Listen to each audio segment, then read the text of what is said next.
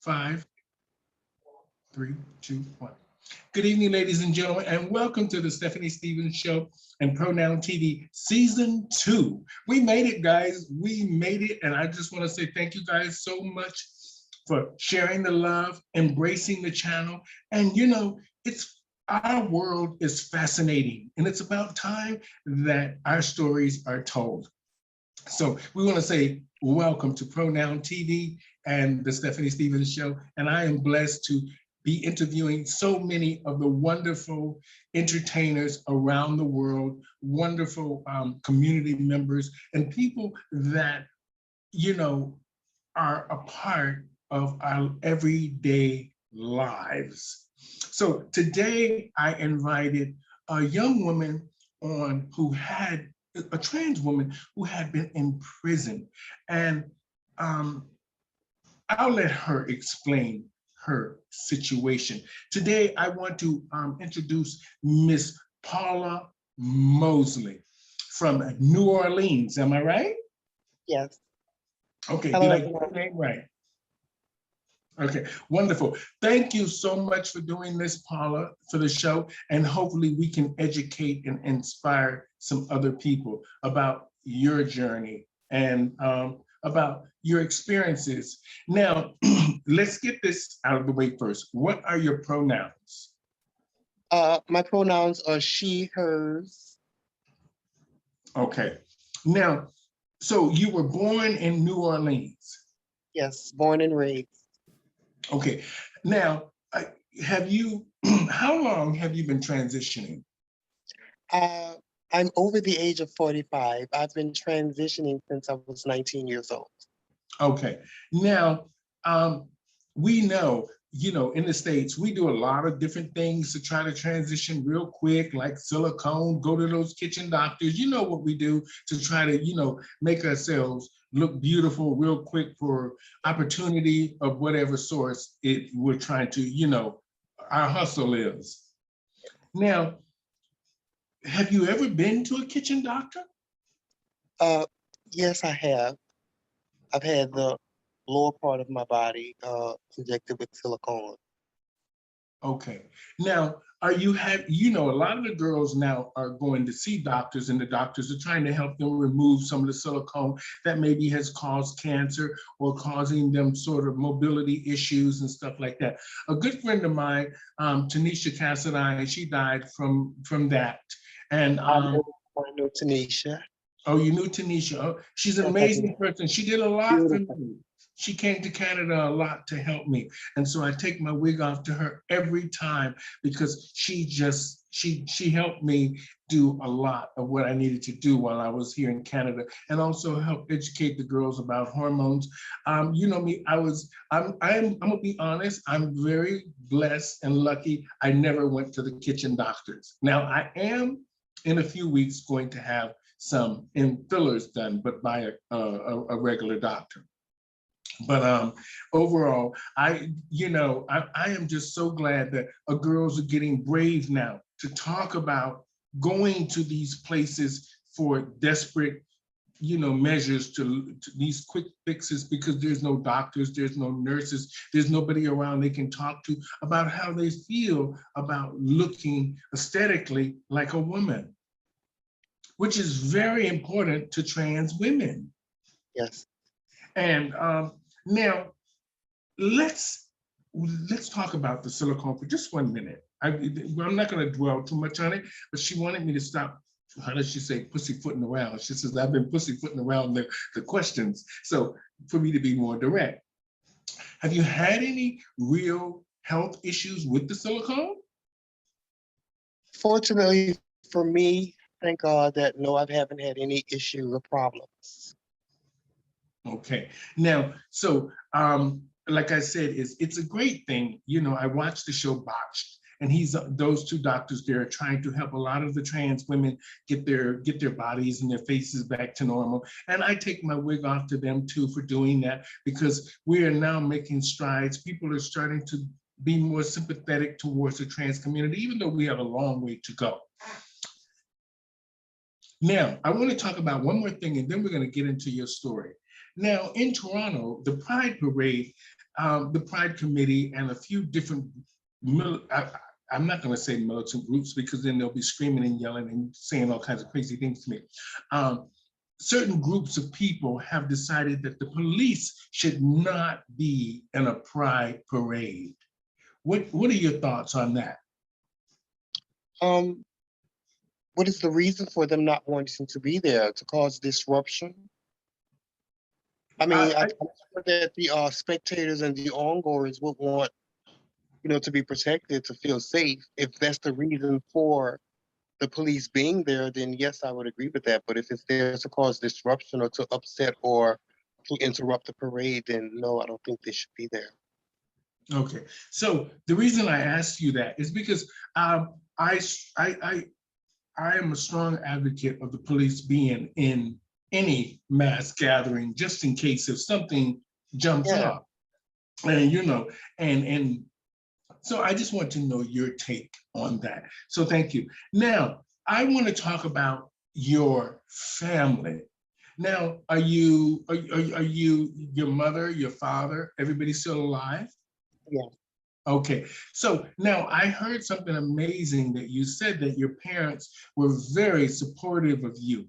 And sometimes in the Black community, even though they know we're different, they don't want to acknowledge it and say it, but they hint or they know it. And then when they get mad at you, they just blurt it out. Yeah. But how is it that your family became so supportive? Well, growing up as a child, I was always overtly feminine. I've never, even as a young child, as far as I can remember, I've never attached myself to males as far as like playing company, like having friends, close friends. I was always more attracted to females and the feminine aspect of things. Mm-hmm. And Okay. I was never ridiculed or punished for doing certain things or being a certain way or acting a certain way as a child. I was always loved and just accepted for the person that I am. I was never put a label on it. Mm-hmm. Now, what was the experience? What was the first experience like when you told your mother and father, um, I don't think I'm gay, I'm trans? I've never had that discussion. Oh, So I've okay. never had a discussion. I went through the phase of well, I was like I said, I was always overtly feminine. I guess I was like a gay boy. And the more that I got I guess educated on the lifestyle, or the more that I started realizing that I was different and not, well, I never did try to hide it, okay, but the more that I Mhm. started realizing I was different, I got into more things. I started dressing more feminine. I would started wearing like female blouses or what have you. And Mhm. then I started going to, once I graduated high school, I started going to beauty college and I started experimenting like with different hair and things. And I started wearing like hair in my head, but I was like still have like male clothes, but maybe like a little feminine sandal or like a little blouse. And I was never well, the first time my mom saw it, she was like, wow, but like I said, I was going to hair school. So I guess maybe she thought I was like experimenting. I don't know. But at the Mhm. same time, she knew that I was feminine. Well, But I it was was going to ask you. I was going to ask you that. What was the first reaction from your parents when they saw you fully done up? I'm not going to say going through it because they understood going through it. But when you actually took the first courages and you had your wig on and all your makeup and your clothes and you stepped in there, what was their first reaction? there wasn't really a reaction because it wasn't like something that was done all at once. It was like Oh, a progression of things. Like I said, I was started growing my hair out. Then maybe I would come inside my eyebrow would be arched, and maybe like a month later or something, I would have nails. It was like a process. And as the days and the time went on, it started getting more and more eccentric. So it was mm-hmm. never like I just stepped inside one day fully done. It was like, oh my God, what is it? It was like a slow process of easing it in. Mm-hmm. And when I started transitioning, taking hormonal therapy, I had already moved away. I was on my Oh, own. So I was already like independent. During the time when I started transitioning, I was on my own. I was an adult. So it wasn't really, I didn't seek or ask for their approval for me transitioning. mhm. And I would have to say, during the time when I first started my hormonal therapy, I didn't see my mom for like a year. But Wow. she knew what was going on because we have a close-knit family. Like my brothers and sisters, they would always come to my house on the weekend to visit. And I would do hair at home. My brothers and sisters would stop over, and I'm sure they would go back and tell mom, oh my God, this is going on and Mhm. something, but she would never say anything. And a year had passed, and she wanted to get her hair done. And my Mhm. sister brought her over there to get her hair done. And I guess she saw me like with and I Oh. wanted to let her know for herself that something was going on there. So of course I wore like a Mhm. top that was complementing to the breast so she could see. But there was never anything said about it. But my sister did bring up the comment when she was talking. She was like, well, um, Paula was never attracted to guys, right, Mom? And she was like, no, never was. And that was like, Mhm. I want to say this. Talking to you, I would never know. I would never know.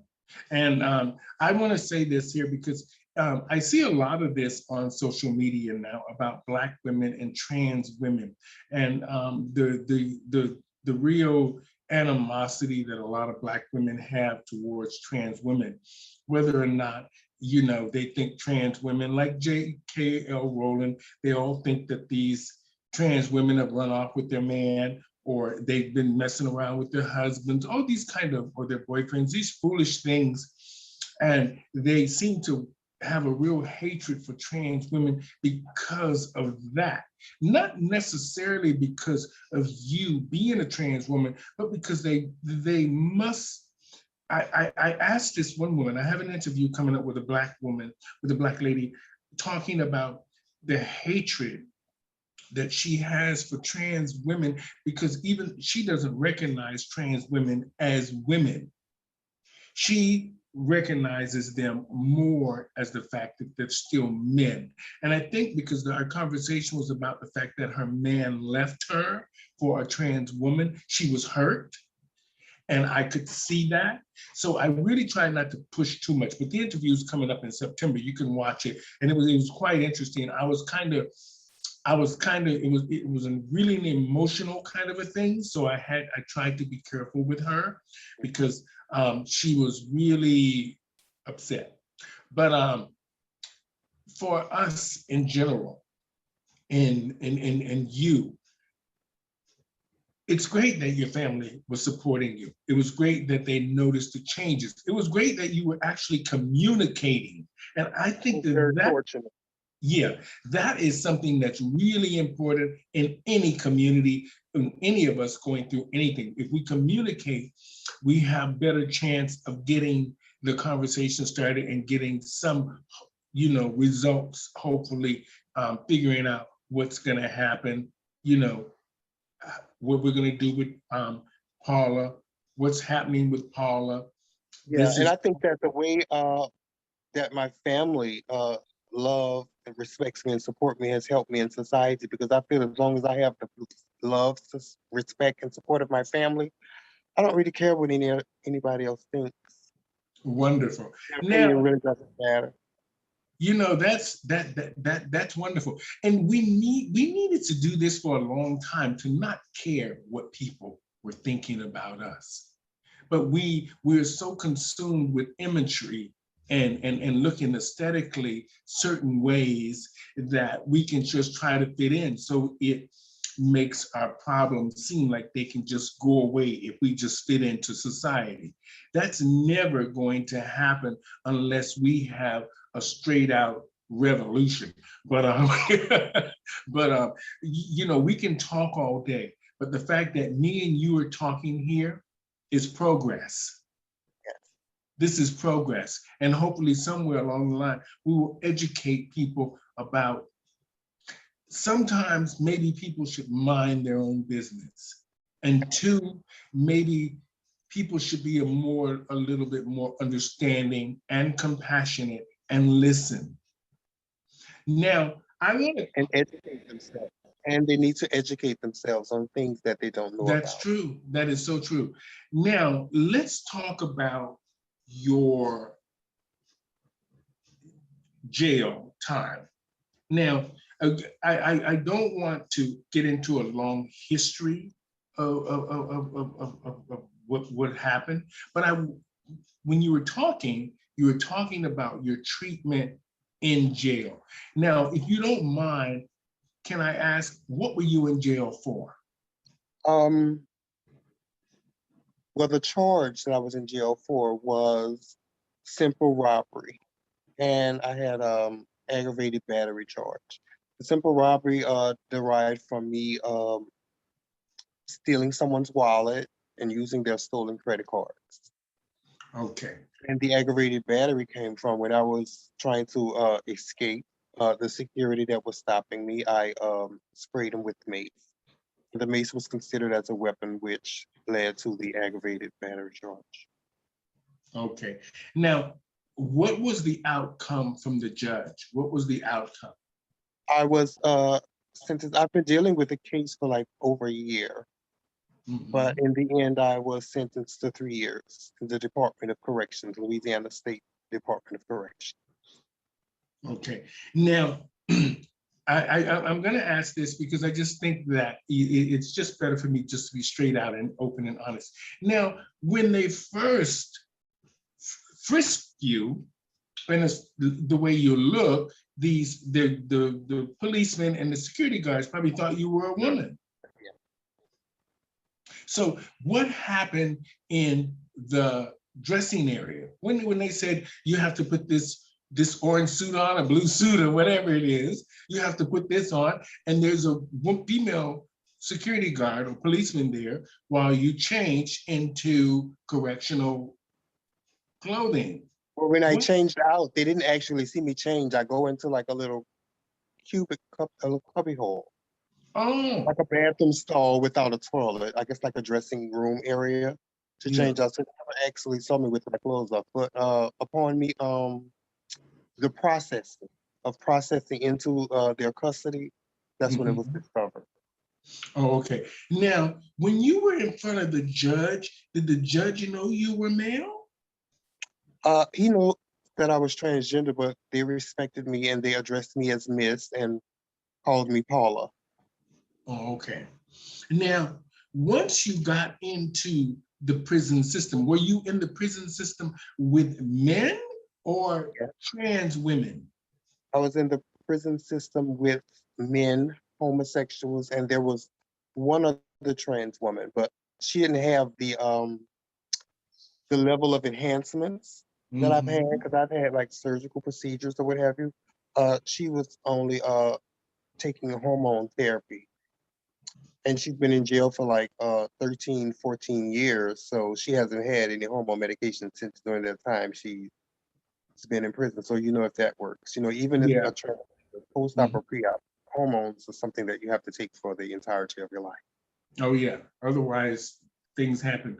But now, when you were in there, the reason because I this is going to be good because I'm loving it so far. I mean, I'm trying to ask what I think our audience will be interested in hearing. Now, once you were in there and you were walking around, what did the men think? Um, well, prior to me getting in a general population, like living amongst everyone else, I was Mm-hmm. still going through the intake and processing part of things. So I Mm-hmm. was placed in a cell, which is like the equivalent of a bathroom, a small bathroom in someone's home, for my by myself for like about 2 weeks. And the cell part is like in another area of the prison. Oh, But okay.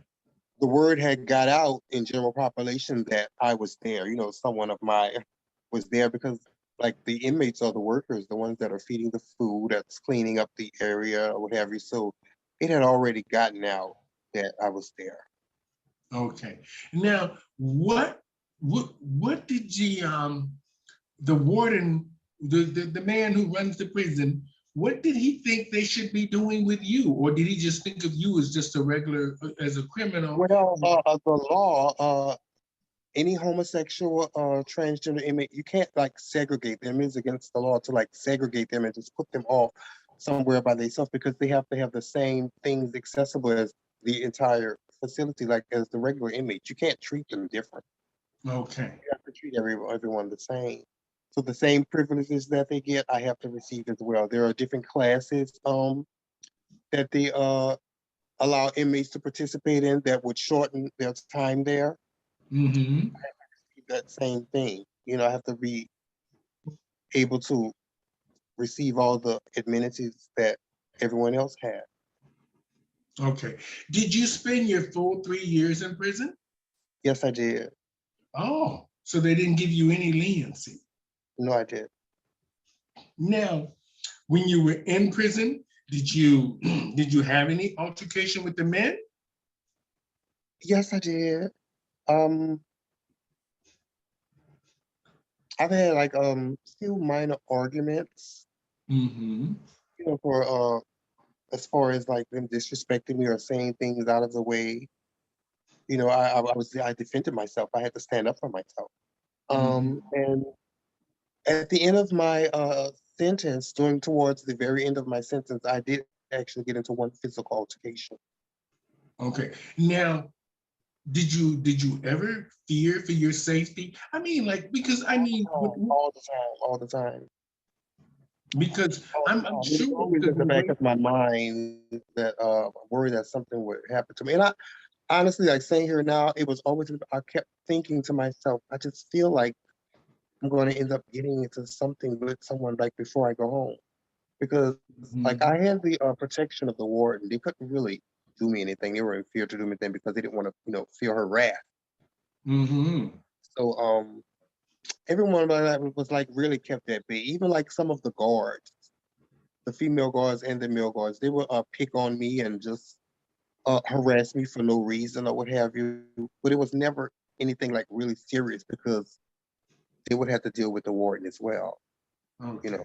So I mean, with you being under 24-hour surveillance with the cameras there, I'm sure the warden can see what's happening in the prison and what's happening. I'm sure they didn't just put you in there and didn't check on you from time to No, time because because there I'm are sure. guards that are posted like in the dorm area where you sleep. There's 24-hour watch. Someone's always there. You're not just put in this big room by yourself and there's no one to watch you. There's Oh, always okay. someone there.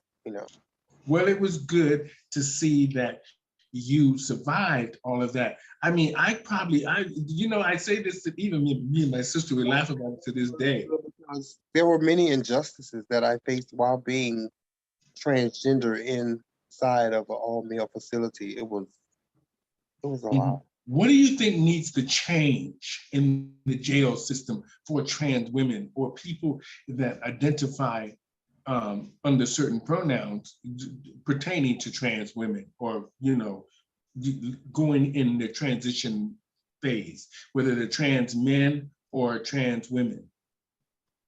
Well, first and foremost, I think that everyone needs to be respected for their own individual selves and be respected for whom they choose to identify themselves as. Um, as far as trans people, there are certain things that we're not looking for special favoritism, but being trans, there are certain things that we require as far as like hormone therapy and what have you, and all that. I don't think those things should be denied because that is essential to our survival, to our Mhm. well-being. And a lot of institutions don't offer hormone therapy to trans inmates, even if they were legally receiving those prescriptions for that medication on the street. Once you're in prison, well, some of them won't allow Mhm. you to continue with your hormone therapy. And I think that's very unfair. Well, I'm surprised that the advocates for trans women and the LGBT community hasn't stepped in to make sure that that happens. As you That's what know, I think for me and some other trans women who I've spoken with that have been incarcerated, I think maybe they're needs to be a specific organization or something designed to help trans inmates that are incarcerated. They need someone to advocate and fight for them. There needs to be some type of Mhm, organization, something like that, specifically designed to help trans inmates. mhm.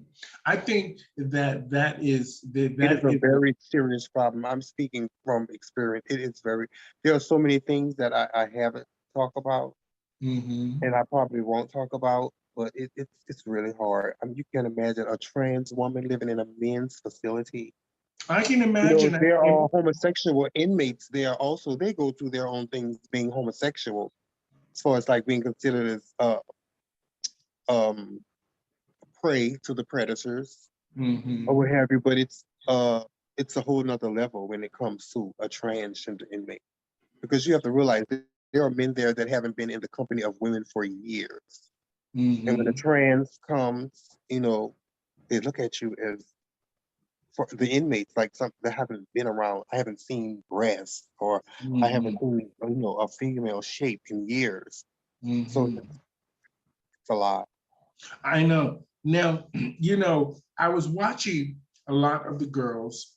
I watched a couple of the videos in Los Angeles where the girls, where they have a sort of a separate area there in at LA jail or whatever it is there for the trans women and the people who are sort of marginalized in whatever sense. Um, um, and I noticed that a lot of the girls were more vulnerable in prison than they were when they were out of prison. Because Yeah, now, that's mainly because like if let's say if you're on the street and you go through certain things, you find yourself in a certain situation, if you don't feel comfortable or maybe that's just not the place for you, you have the choice to get up and leave. If you face certain problems and situations in prison, you can't like just get up and walk out of the prison. You have to deal with it. mhm. Now, did you have a boyfriend in prison? Uh, there were, I have to be honest, there were people. I'm a female at heart. I'm female Mhm, inside and out. So I mean, I was there for 3 years. So there were men that I found mhm, myself attracted to, but because of the stance that the warden had specifically for me. Like I said, they had another transgender. She's been there for like 14, 15 years, but she hasn't had my enhancements. So I guess mhm, I was kind of like a special case, I would say. So she was really mhm, like into me and she had the fear of God in them. Like no one is to call her. It was, she didn't really approve of me talking to other homosexual inmates. It mhm, wasn't really getting close. And that would kind of bug me because, like I said, I'm human. I'm there for 3 years. You didn't expect me, you can't expect me not to talk to anybody. And I mhm, had that, honestly, I had that mindset when I first got there. I'm like, oh, I'm in this with all these men. I'm not going to talk to anybody. I'm going to stay to myself. That's impossible. You mhm, can't say that. So, unfortunately, no, I didn't have a boyfriend because of the one, but there were guys that I was like, and I will conversate with them, but if they like sit around me for a little too long, or if like the guards would notice that maybe we were getting a little bit too comfortable talking to each other. They were like, "Oh no, you've been there long enough. You have to leave." So I was like, kind of off limits. And that would kind of mhm, bother me. I mean, it's not that I was trying to do something illegal or anything sexual with them. It was just a conversation, and it kind of bothered me because I'm like, you're making me feel like if something's wrong with me, like if I'm incapable of having conversations. I'm sitting here. We could be talking about anything, music or television, or maybe something about their families and you just interrupt the conversation, like, no, you can't talk, get over there, as if I'm an alien or something. But like a couple of yards away, there was like a homosexual mhm. talking to a Now, guy, and maybe it's a known fact that they're in a relationship and they're talking and they're close together, but you're not telling them anything, but you're telling me that I can't like talk. It was, mm, well, oh, I mean, relationships in prison probably could be something that would create a real problem I for think it will. the And then at the warden. same time, speaking from experience, if just speaking from experience in being inside the prison, for those who choose to live an alternative lifestyle. If it's a known fact that you're in a relationship with someone and that someone has a certain level of respect in the prison, it kind of Mhm, keeps everyone else from, I'm not going to bother her because that person like is conversating with such and such, and it kind of keeps everyone else away. Versus if Hmm. you're there by yourself, you don't have anyone to say, well, this is my friend, we're together, like back off or whatever. So there's no one there to like protect you or, so Okay. it Now, has. okay, I'm going to ask you this. Now, the girl you say that was in there for 14 years, what was she in there for? That's a I'm not, long time. yeah, I'm not sure. I think it was maybe a sex offense or something involving a minor. I'm not sure. Oh, okay. Now, were you ever involved with this other trans woman? Were We you ever talk into it? like during the daytime when like everyone can come outside of their dorms. We would talk and have a little girly time. I would tell her certain things that were going on out in the world. Because she's been gone for like 14 years, telling her like the different changes in the world. And um, I work as a professional female impersonator, so I travel all around the United States performing and entertaining. So there were certain people that maybe she know of and haven't seen in a long time, and we were asked about, do you know everyone like you said, Tanisha Yeah. Cassadine is famous. She was like, do you know Katisha? I had to inform her that Tanisha Cassadine was no longer here with us. So yeah, we had times where we were able to sit and talk. Oh, okay. It's wonderful. You put a little bit of you put a little bit of enlightenment in me. You educated me a lot. I mean, I could ask a billion questions about prison, but I'm sure our audience wants to hear this one particular question because I think that it's relevant. Now, as an adult and consenting adult, were you ever able to have sex in prison? I personally was not, but of Okay. course I've seen it, you know, that they were having sex in prison. Because the way they were watching me, they weren't like watching everyone else. Certain else were able to get away with certain things, like Mhm. go in the bathroom or whatever. But I personally, when it was time for me to go in the bathroom and shower, they would shut it down. No one was to be allowed in the bathroom. But usually, like those who are involved in relationships, the shower is like an open area. There's like 8, 9 shower heads. So like the guys get in there at one time. But if it's someone in a relationship, it's like usually those two. So it's like, Oh, okay. and they would Now, have certain areas that weren't, where the cameras could see you, where they would like go and, do certain things. oh, okay. Now, I want to say, Paula, it was great talking to you. You enlightened me on a lot of things today. Now, in closing, what's happening with you now in the pandemic and you working, going back to working in the shows? Well, I also have a part-time job now. I'm working in a pizza parlor. I'm a prep Oh, cook. But yeah, girl's got to do just what to she's have got to something do. legal on the side, yeah. But like as far as the shows and the pageant, right now in New Orleans, it's not fully shut down, but you have to present a vaccination card or what have you, and of course you're back to wearing your mask or whatever. But Mhm. it's still, but I think the crowd hasn't. A lot of people are in fear of like being out, so the crowd isn't what usually is. So if the crowd isn't there, the tips really isn't there, and Mhm. And so it's it's the like excitement we're and all that. holding on, we're holding on. I know drag is this virtual thing. They trust me when I first started Yeah, it's doing. crazy. Not to cut you off, but even now, I'm preparing to compete in a pageant, which is in Memphis in February. But I don't even know if I should go ahead and continue with my preparations because of the way things is going with COVID. I don't know if it's going to be another shutdown and the pageant will be postponed or put off because they haven't had the Mhm. pageant in like 3 years. I know it's very strange doing No, these two shows two in years. front of 2 these years. cameras. Sorry. Huh? Yeah, I have to correct myself. They haven't had the pageant in going on 2 years Oh, because of yeah. the pandemic. It's very strange sitting in front of a camera and trying to sell something that you Yeah, audience going there's up, no screaming, crowd you can yelling. interact with. You can feed off the audience because it's on camera. Yeah, and So you're sitting here talking to the camera like it's somebody's gonna reach back and say something. It's quite hilarious. And for our pride here, I did like about 12 shows.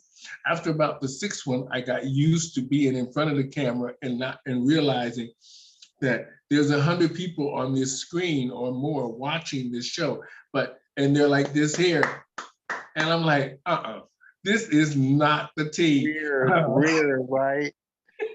And you miss that accolade, Yeah. like you say, the tips and the Yes, it was fact like that. if you're an entertainer, you feed off the energy from the crowd. And we missed that, and hopefully we'll get back to that. But I'm gonna say this to you, Paula.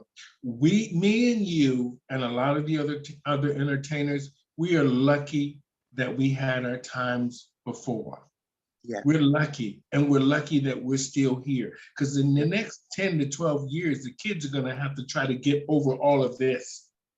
Yeah. That meaning that they will never experience the drag like we know it to really be. Yeah. And that is hopefully the new order, or the millennials, or whatever they're calling these kids now. Hopefully they will, do something with whatever this is. Yeah. I just want to say thank you today for coming on. You explained a lot to us, Miss Paula, from Thank you for having me. A fabulous trans woman who had certain circumstances throughout her life that I thought we should talk about: jail, family, inclusion, the mere fact of what needs to change and where she is now and what she's doing. And sometimes, Paula, working in the pizza parlor is not all bad. I do something 3 days a week now. The government gave me a little job 3 days a week. It's an official kind of thing, so I can't talk about it much, but I have to walk around. But for 3 days a week, and just sort of, you know how it is, keep my eye abreast of what's going on, and then type back to them at night. You know what I mean? So I have to work. So I'm blessed that I even have that little part-time job from them. It's a contract thing for like 7 months, but at least I know I have income coming in. Nobody but God. That's right. So I just want to say thank you, Paula Mosley from New Orleans. Thank you.